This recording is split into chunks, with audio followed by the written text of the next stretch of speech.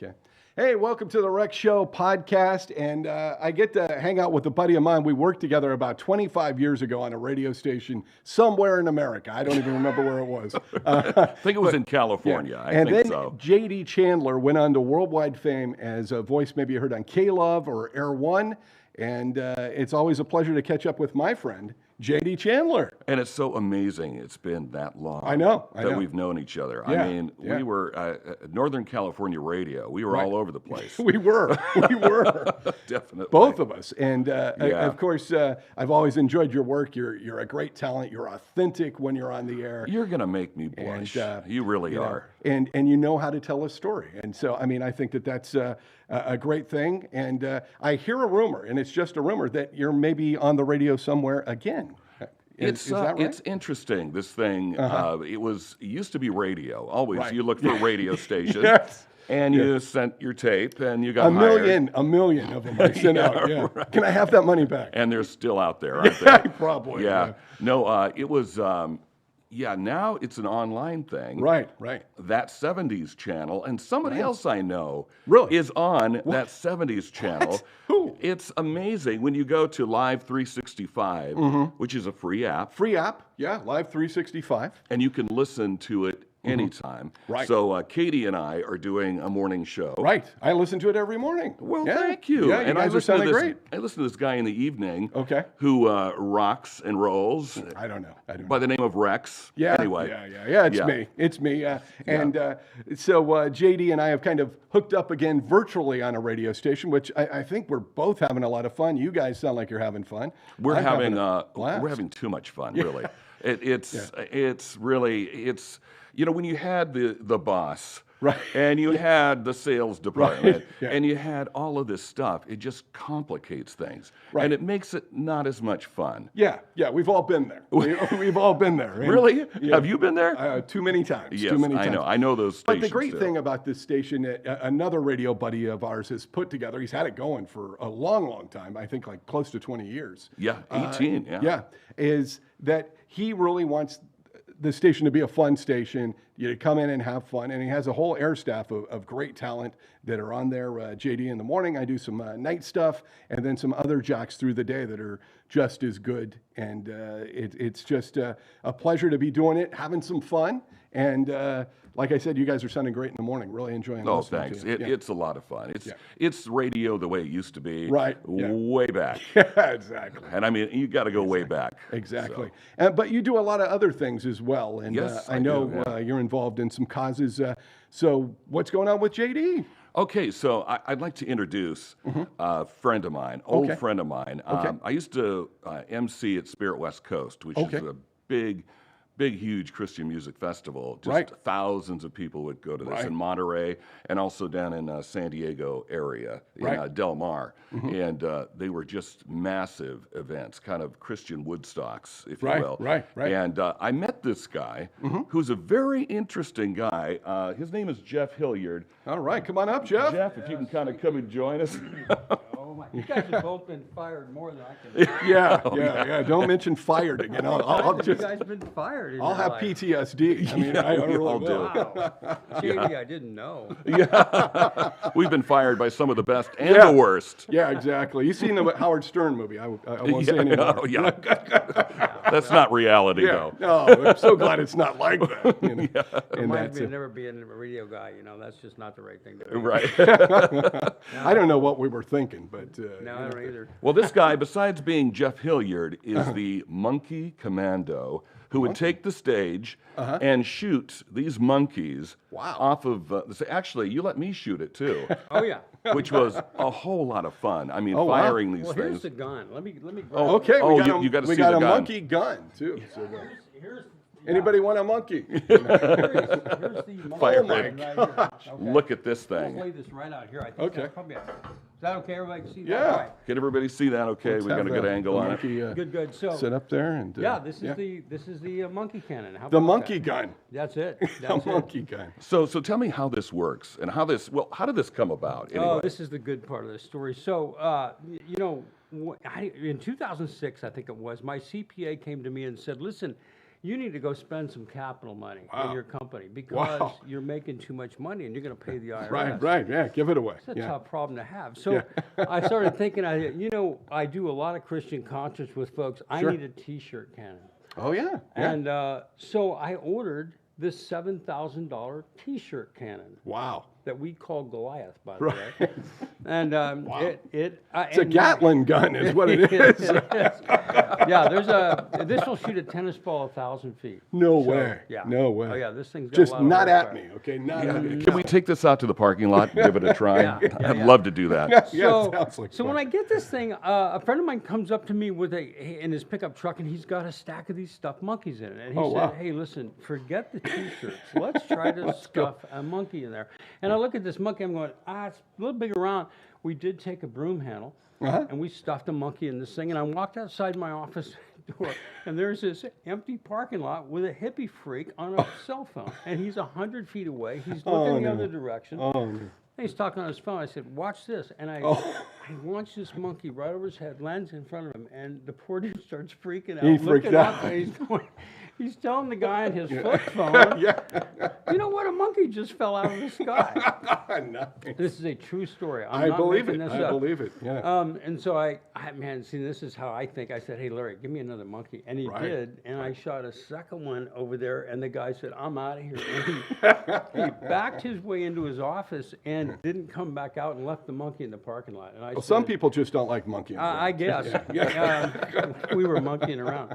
And so I asked the guy, Larry, I said, "Hey, how much are these monkeys?" He said, $3 a piece. I said, "I want 500 of them. Wow. And we took those to Spirit West Coast, and JD will fill what happened there. Right. Oh yeah, well we used to fire them from this cannon, and they got so popular that we decided we were going to put little T-shirts on them. Okay. Have you ever tried to order T-shirts for a stuffed monkey? I have not tried that. size?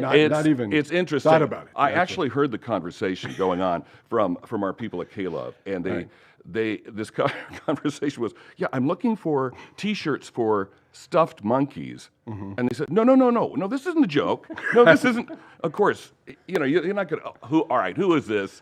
This is my. Yeah. You know. It makes me think of a TV show I grew up watching that had some undue influence on me for career choices, which may have not been Dr. Johnny Fever, WKRP in Cincinnati. I mean, that sounds like that flying turkeys thing. Oh yeah, WKRP. Oh my goodness, Now yeah. your firings are starting to make sense to me. Exactly. Oh, we could tell you stories, but we can't because unless I call my lawyer first. I mean, what a great idea, because T-shirts, everybody sees T-shirts shot out of something, but something different like a monkey would catch people's attention, right? Yeah, what was kind of unique is they gave me the nickname Monkey Commando, which I absolutely hated. Oh, really? With the fatigues, with all of that. Right, you got to dress up the part there. Yeah, and it turns out that when we launch Monkeys, we get more applause than the headlining bands, which is also not kind of cool. Right. I remember a few bands that took offense to that. But anyway, we want the Monkey Commando, and this is being screamed by 30,000 people. Well, Kind of a big deal. Yeah, flying monkeys. Yeah, You yeah. got Why it. not? So it's pretty hot stuff. Yeah, And, it is very cool. And Yeah. I'll tell you what, so what ended up happening is after this concert was over, I got a phone call from a chaplain in the military. And he said, "Are you the Monkey Commando?" And I said, "Who are you?" He tells me who he is. And he said, "Listen, that cannon you got is awesome. Can you come to my military base and launch monkeys to the kids?" Oh, wow. Soldiers. Right, And I right. said, "Oh, come on. You were at that event, correct, in Monterey?" Yeah, that was actually Sunday following because Spirit West Coast would wrap up on Saturday, and then Sunday. This was just sort of an extra thing. A couple artists came by, and that was a Presidio of Monterey, which, by the way, is some lovely real estate. I would love to own. Yeah, Oh my goodness, beautiful there. But we started firing them, and from that led to a connection that you couldn't have. I mean, you wouldn't believe if. You're back there saying, this is going to happen. Right. So let's just say this chaplain was so impressed with this whole event. He said, "I've never done an event in my entire career like this," because these little kids remembered what this monkey's all about. And they remember which event they were at. Right, It was right. it was a Jesus event. And Right. Wow, this is incredible. It's pretty powerful. Yeah. He gets transferred to the Pentagon Oh, wow. as the assistant to the chief of chaplains of the Army. Oh, wow. Now this opens up a whole new door, because that's when they bought me the uniform and said, here's a military uniform that says Monkey Commando on the shirt. Nice. You know, just embarrassing to me, because I've never been in the military. Right. Love serving the military, Sure. but I'm not a military guy. Then they asked me to come to the Pentagon and shoot monkeys out of Wow. the cannon at the 9/11 memorial service. Oh, wow. I kid you not. And I Wow. did that 3 straight years in a row. Oh, that's pretty incredible. And that started a military tour that we went on to bring Christian bands and the Monkey Commando to Wow. military bases. And at Fort Hood, Texas, Right. I was talking to a chaplain at one of these events and said, if I had all the money in the world and I could give you something to give to your soldiers, what would it be? And he said Bibles, and that's where these Bibles Okay. came from. Okay. So how about that? So Yeah. that's the Operation Worship Bible. Nice. We Nice. created these things, and the bottom line is that after a period of about a year, we got these things into production. Uh-huh. Billy Graham donated the first Bibles to us. Okay. He Wow. gave us 6,000 Bibles. Oh, wow. Which, by the way, you might remember that we brought those down to the next Spirit West Coast. We brought 6,000 big study Bibles, and we asked people just to put a message of encouragement in the front. Sure. So we passed them out at Spirit Right. West Coast. Right. That was an amazing experience, because half the big guys that were signing these were in tears when they're writing it. Oh, wow. And I Wow. couldn't figure out what's going on. That's Right. really interesting. We had our video cameras rolling out there. Sure. Sure. Yeah. And they said, you know what? This reminds me of my days in Vietnam. Most of these guys were Vietnam vets. And Sure. they said, had I had one of these things in Vietnam, it would have changed my entire life. Right? Wow. Wow. That's pretty powerful. We also weren't asking for money. We Right. weren't really sure what we were doing, and people said, "Where's your buckets for money?" And Oh, so we wow. got 5-gallon buckets, passed them around. Do you remember that whole thing? Yeah. We Right. collected $10,000. Wow. And That's I incredible. remember putting that in our motorhome, thinking, "I'm going to get killed over this money. This is Right. crazy." And we started a nonprofit foundation. Oh, wow. Because of that, and as of today, we have deployed 1.7 million Bibles That's incredible. out That's of incredible. Sacramento, Wow. Out of a little Sacramento. Rockland, actually. Right. Rockland. Yeah. Little Rockland. Yeah. And I I'm mean- not sure the city of Rockland even knows what we do there. Well, I mean, Yeah, that's I'm an not sure we incredible know. story. So, Yeah. how many years ago did you start doing this? I guess. 2006. Okay. I mean, that's not terribly long ago. I mean, No, yeah. no. But here's the other part. You might notice I'm wearing 4 wedding rings. Okay. So in 2006, right after we started this, I had 3 cardiac arrests and I died 3 times. in a Oh, row. geez. And each time I died, my wife bought me another wedding ring. Wow. The things you got to do to get a ring. Yeah, no kidding. So I have survived 3 cardiac arrests. Wow. I had throat cancer in 2011. Wow. I survived that. I had a heart attack in 2012, and I had a stroke in 2015. What are you, a cat? Wow.